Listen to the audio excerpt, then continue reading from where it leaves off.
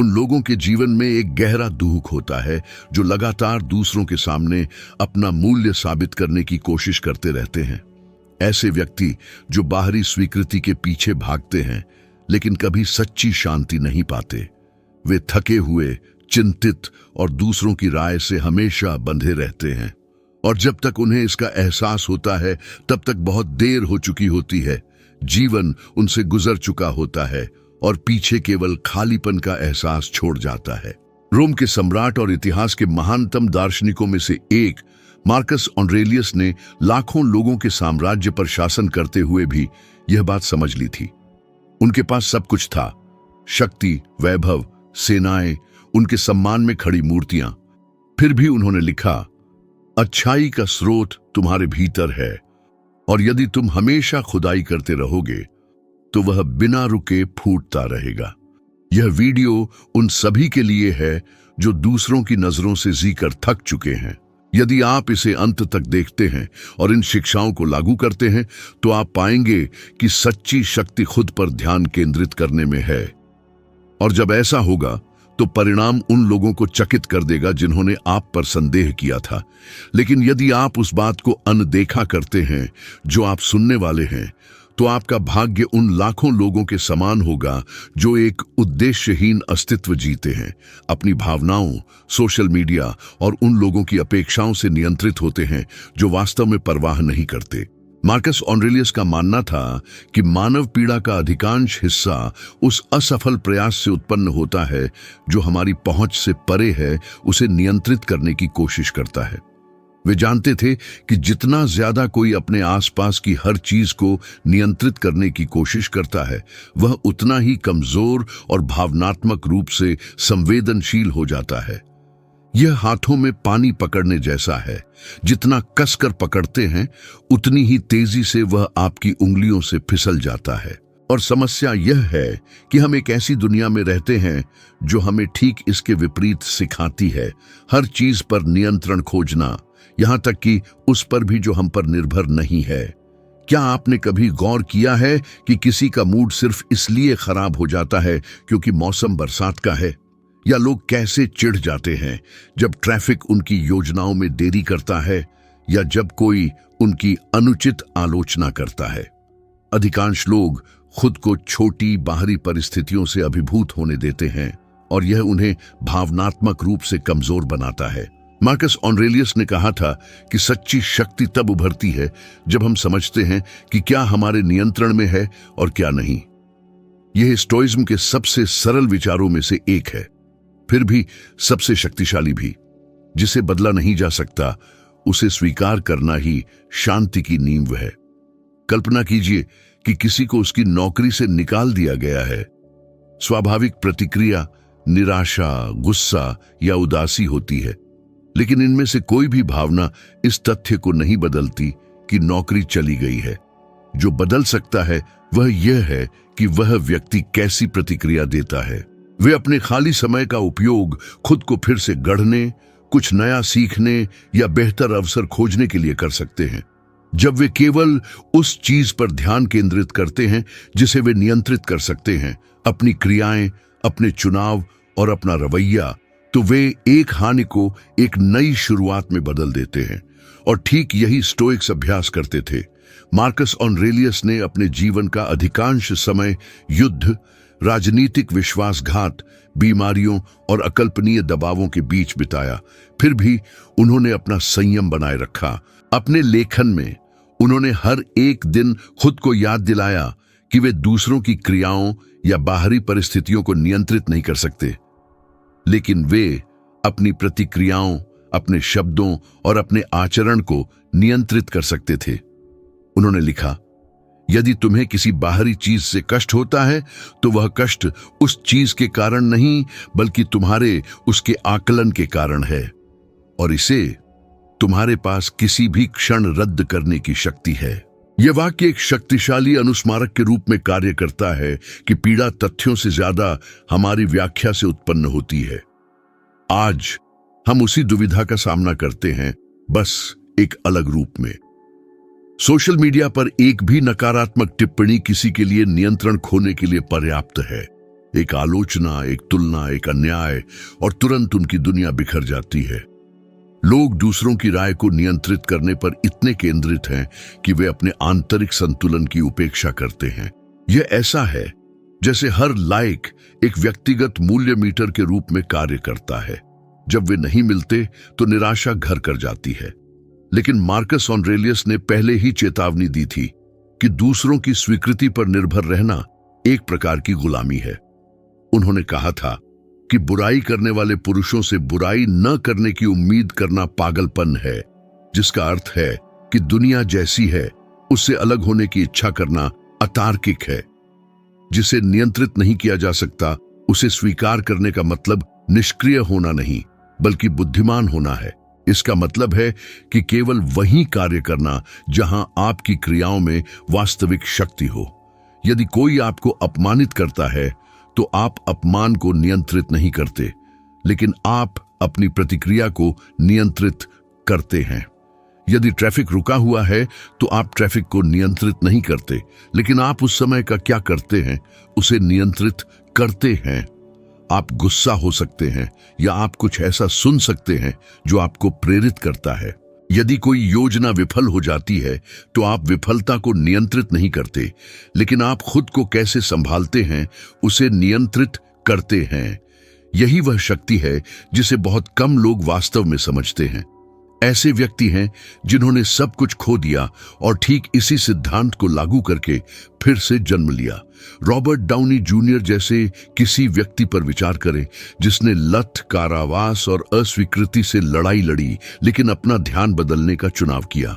जिस चीज को वह अब नियंत्रित नहीं कर सकता था, उस पर शोक करने के बजाय उसने उस पर ध्यान केंद्रित किया जिसे वह नियंत्रित कर सकता था, अपने मन, अपने अनुशासन और अपने रवैये पर।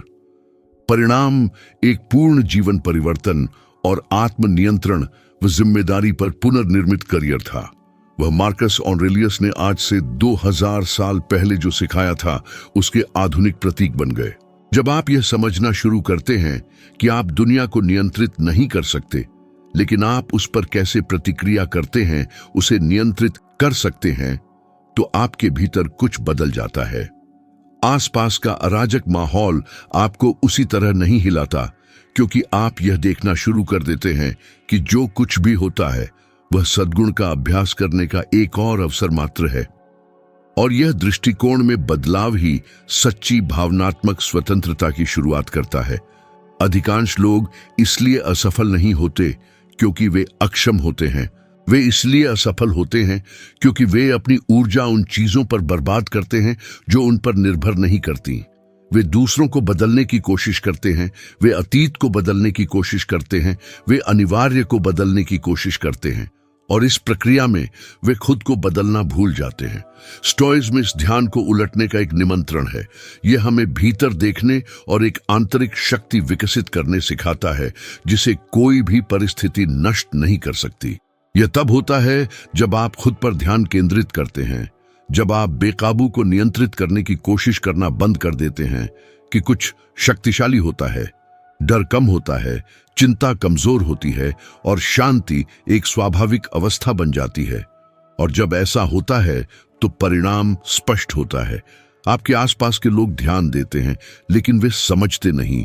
वे देखते हैं कि आप बदल गए हैं, कि अब कोई भी चीज आपको परेशान नहीं करती, कि आप अलग हैं, और यह शांत संतुलन ही उन्हें सबसे ज्यादा डराता है, क्योंकि गहराई में शांति ही शक्ति का सर्वोच्च रूप है। मार्कस ऑरेलियस का मानना था कि सच्ची शक्ति देखे जाने में नहीं, बल्कि तब भी स्थिर रहने में है जब कोई नहीं देख रहा हो। दिखावे से संचालित दुनिया में उन्होंने पहले ही कहा था कि जो व्यक्ति खुद के साथ सामंजस्य में रहता है वह ब्रह्मांड के साथ सामंजस्य में रहता है। इसका मतलब है कि आंतरिक अनुशासन, ऐसा जो कोई सराहे नहीं, वह शांत शक्ति है जो किसी व्यक्ति की महानता को आकार देती है। और यह देखना दिलचस्प है कि आज अधिकांश लोग ठीक इसके विपरीत तरीके से जीते हैं। वे सब कुछ दिखाना चाहते हैं, सही दिनचर्या, सही शरीर, तत्काल सफलता, लेकिन पर्दे के पीछे जो मिलता है वह थका हुआ, खोया हुआ, उद्देश्यहीन जनसमूह है। स्टोइज्म हमें सिखाता है कि विकास के मार्ग के लिए किसी दर्शक की आवश्यकता नहीं होती। मार्कस ऑरेलियस अपने युग के सबसे शक्तिशाली व्यक्ति थे, फिर भी उन्होंने अपने विचारों को खुद के लिए चुपचाप सुबह के शुरुआती घंटों में लिखा। रोम पर शासन करते हुए, युद्धों और विश्वासघात का सामना करते हुए भी उन्होंने अपने स्वयं के आचरण पर विचार करने का समय निकाला। उन्होंने प्रशंसा पाने के लिए नहीं लिखा, बल्कि खुद को यह याद दिलाने के लिए लिखा कि वास्तव में क्या मायने रखता है। और यह अभ्यास ज्ञान और अहंकार के बीच का अंतर बताता है। उन्होंने पहचान नहीं मांगी, उन्होंने सामंजस्य मांगा। आज हम ऐसे युग में रहते हैं जहां हर कोई परिणाम दिखाने के लिए जल्दबाजी करता है, लेकिन प्रक्रिया के लिए बहुत कम लोगों में धैर्य होता है। लोग त्याग के बिना सफलता चाहते हैं, निरंतरता के बिना पहचान चाहते हैं। वे कुछ शुरू करना चाहते हैं और तत्काल प्रतिफल देखना चाहते हैं, लेकिन जीवन ऐसी जल्दबाजी वाली गति का सम्मान नहीं करता। अनुशासन अदृश्य और शांत होता है, और इसीलिए बहुत कम लोग इसका अभ्यास करते हैं। ये सुबह जल्दी उठना है, तब भी जब आपका मन न करे। ये तब भी पढ़ाई जारी रखना है जब कोई और आप पर विश्वास न करता हो। ये तब भी प्रशिक्षण लेना है जब कोई नहीं देख रहा हो। ये वह करना है जो सही है, भले ही पूरी दुनिया शॉर्टकट चुनती हो। कितनी बार आपको हार मानने का मन हुआ है क्योंकि ऐसा लग रहा था कि कुछ भी ठीक नहीं चल रहा है? कितनी बार आपने अपने आसपास देखा है और दूसरों को तेजी से आगे बढ़ते, ज्यादा कमाते, ज्यादा प्रशंसा प्राप्त करते हुए देखा है, जबकि आप चुपचाप लड़ते रहे? मार्कस ऑरेलियस हमें याद दिलाते कि जो कुछ भी होता है वैसा ही होता है जैसा उसे होना चाहिए, और यदि तुम ध्यान से देखोगे तो तुम्हें उसमें ज्ञान मिलेगा। यह वाक्यांश एक अनुस्मारक है कि चीजों का समय हमारी चिंता के समय के समान नहीं होता। आज आप जो भी शांत प्रयास करते हैं वह आपके चरित्र को आकार दे रहा है, भले ही कोई ध्यान न दे। इसका एक स्पष्ट उदाहरण कियानू रीव्स है। वह इस बात का जीता जागता प्रमाण है कि महानता हासिल करने के लिए शोर की जरूरत नहीं होती। प्रियजनों को खोने और ऐसी त्रासदियों का सामना करने के बाद जो कई लोगों को तबाह कर देती, उन्होंने एक शांत, मौन और अनुशासित व्यवहार बनाए रखा।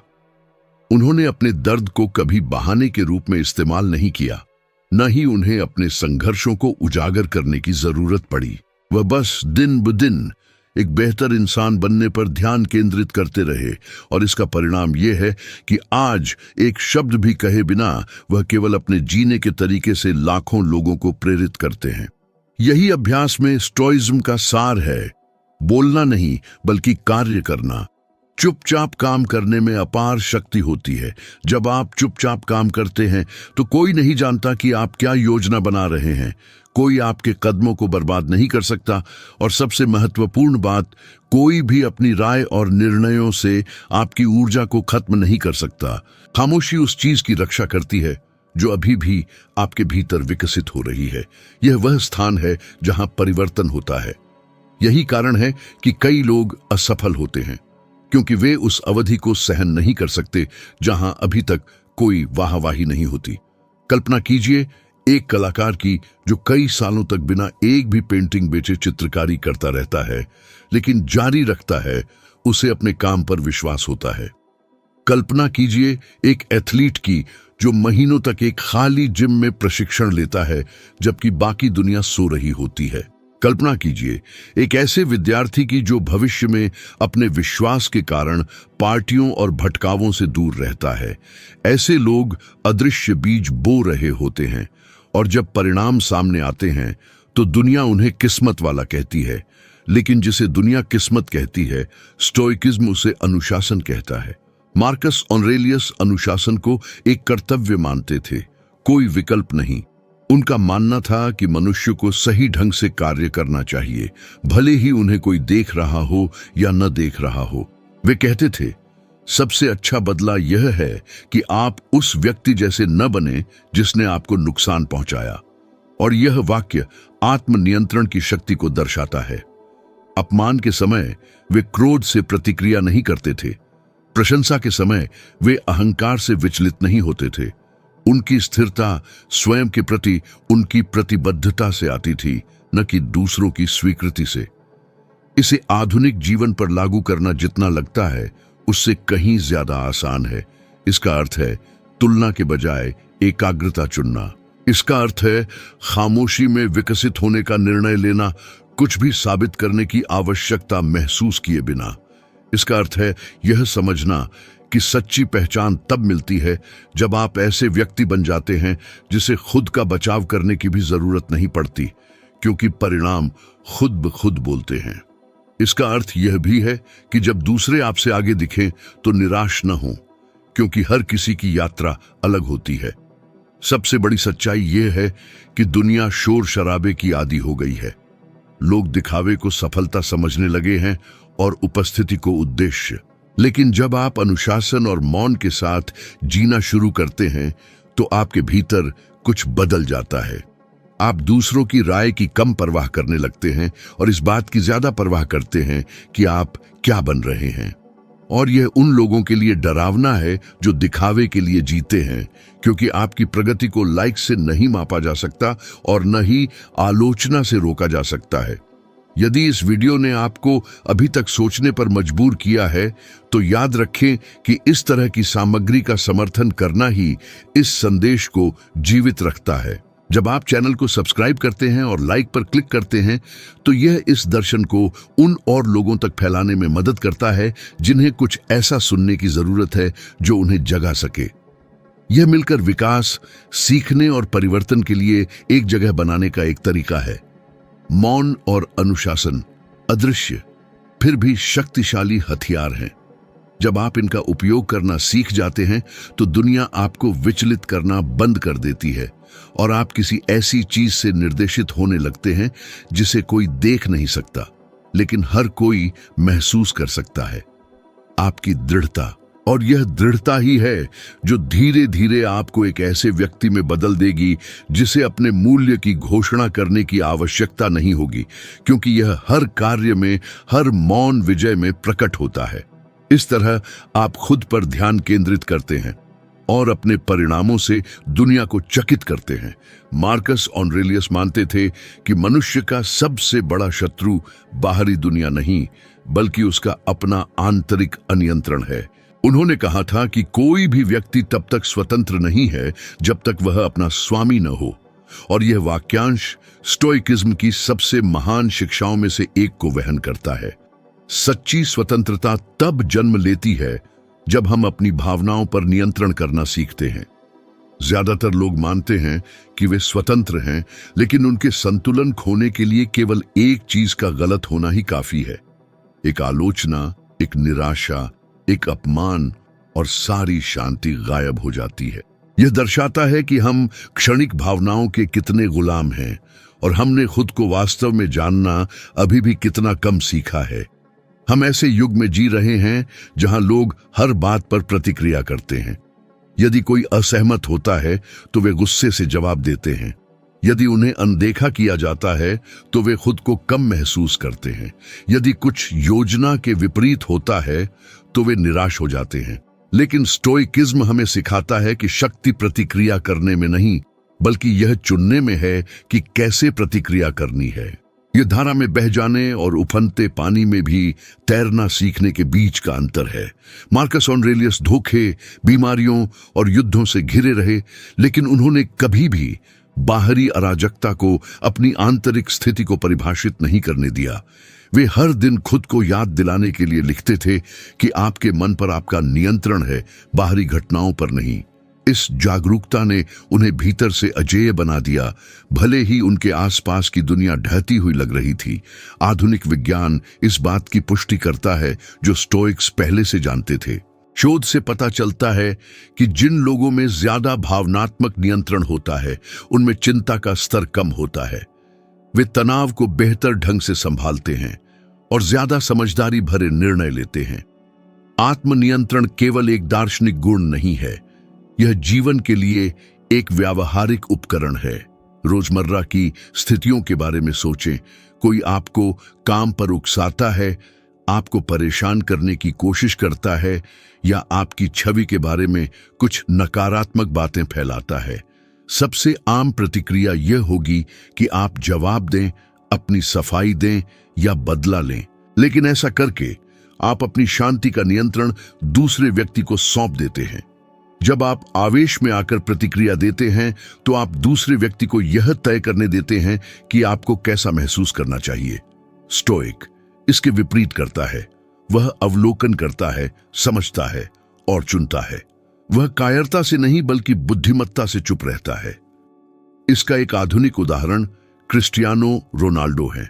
कई वर्षों तक उनकी आलोचना की गई, उनकी तुलना की गई, उन्हें कम आंका गया और सार्वजनिक रूप से उन पर हमला किया गया। फिर भी उन्होंने अपना ध्यान उस पर बनाए रखा जिसे वे नियंत्रित कर सकते थे, अपना प्रशिक्षण, अपना अनुशासन, अपना समर्पण।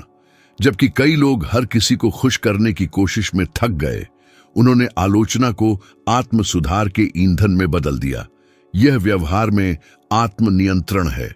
उन्हें किसी को कुछ भी साबित करने की जरूरत नहीं थी, केवल खुद को। और परिणाम यह है कि उनकी निरंतरता किसी भी राय से ज्यादा जोर से बोलती है। ठीक एक स्टोइक की तरह वे अराजकता पर प्रतिक्रिया नहीं करते, वे इसे बढ़ने की ऊर्जा के रूप में उपयोग करते हैं। आत्मसंयम एक मौन युद्ध है और शायद सभी में सबसे कठिन भी। यह बहस करने की इच्छा का विरोध करना है जब आप जानते हैं कि यह इसके लायक नहीं है। यह शांत रहना है जब आपके आसपास सब कुछ निराशा के लिए चिल्ला रहा हो। यह समझना है कि खामोशी अक्सर किसी भी शब्द से ज्यादा शक्तिशाली होती है।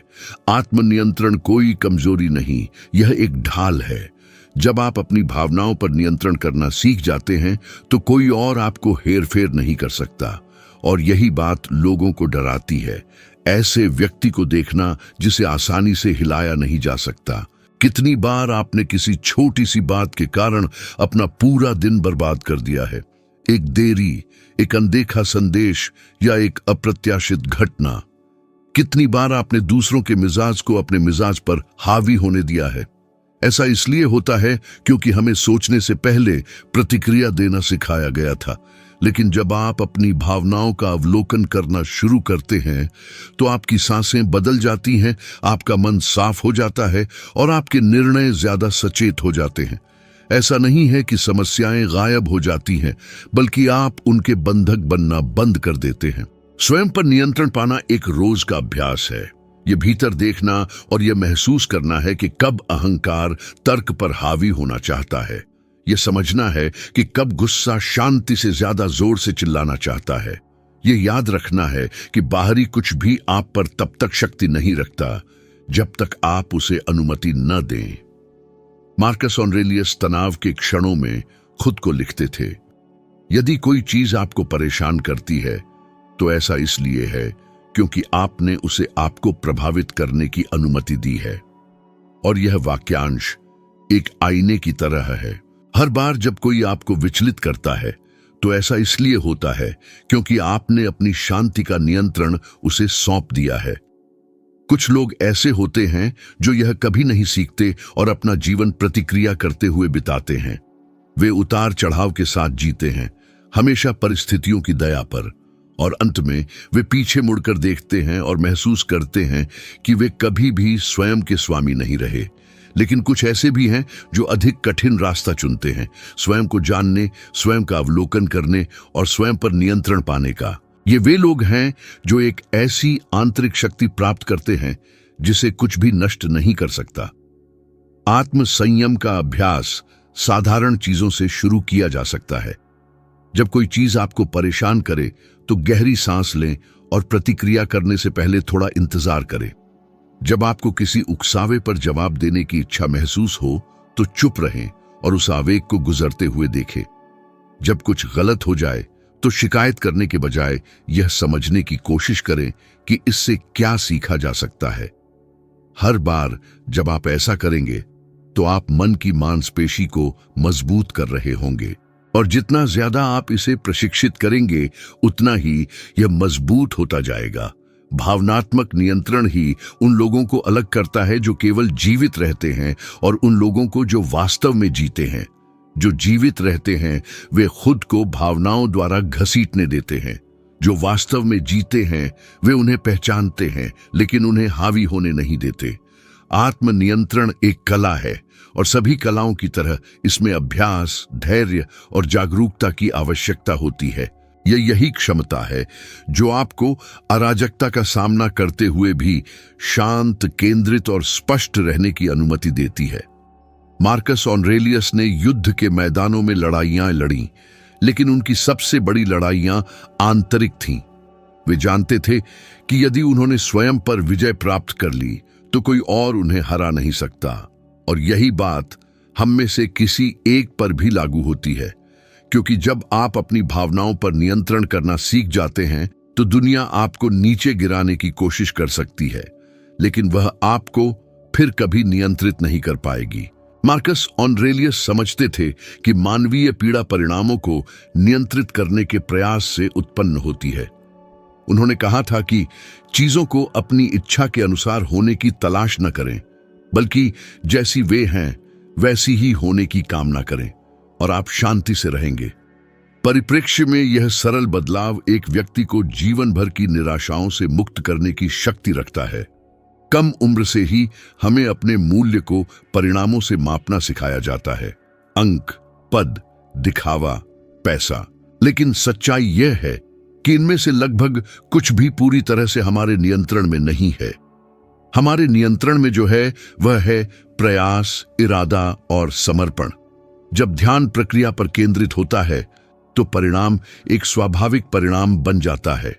लोग इसलिए पीड़ित होते हैं क्योंकि उनका मानना है कि वे तभी खुश होंगे जब कुछ होगा, जब उन्हें सपनों की नौकरी मिल जाएगी, जब रिश्ता सफल हो जाएगा, जब सफलता आ जाएगी।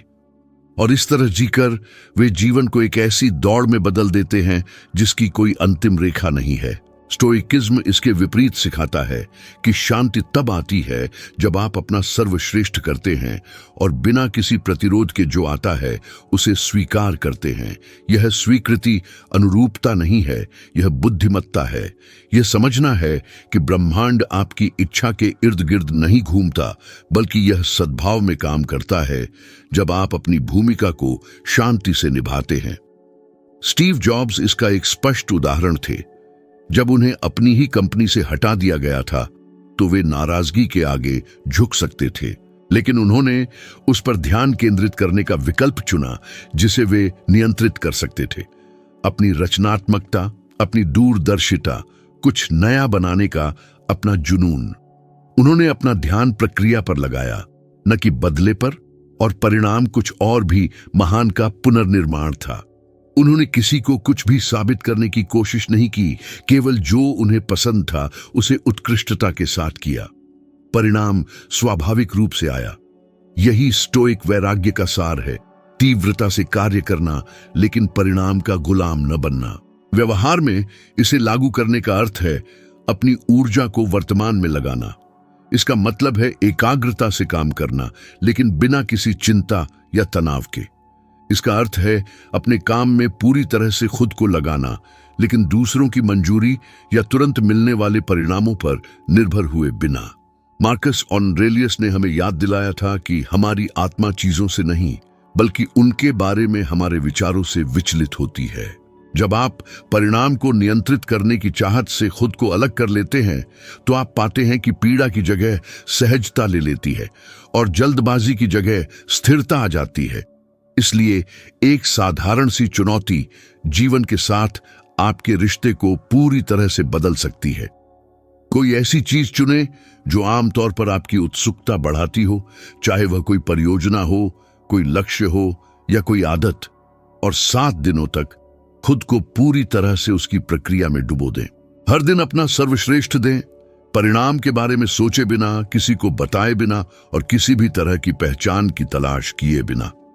इस अवधि के अंत तक आप महसूस करेंगे कि बोझ हल्का हो गया है और काम करने की सहज खुशी ही आपके लिए पर्याप्त होगी। इसी स्थिति में सच्ची शांति प्रकट होती है और यही एक स्टोइक यानी संभव रखने वाला व्यक्ति अपनी स्वतंत्रता को महसूस करता है। जीवन निरंतर सीखने का एक सफर है और यह समझना कि वास्तव में हमारे नियंत्रण में क्या है, शांति की ओर उठाया गया सबसे बड़ा कदम है।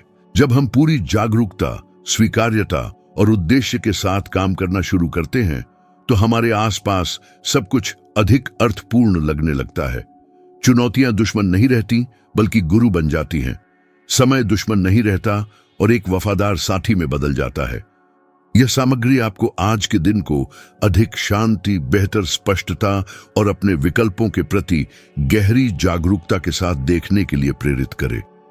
मेरे साथ यहां रहने के लिए आपका धन्यवाद और मैं अगले वीडियो में आपसे मिलने की उम्मीद करता हूं।